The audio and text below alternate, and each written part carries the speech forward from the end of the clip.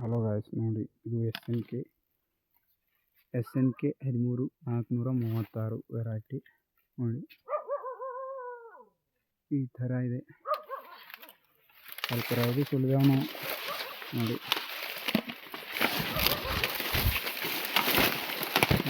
ಯಾವ ಥರ ಬೆದಿದೆ.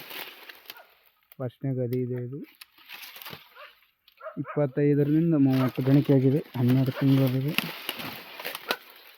ನೋಡಿ.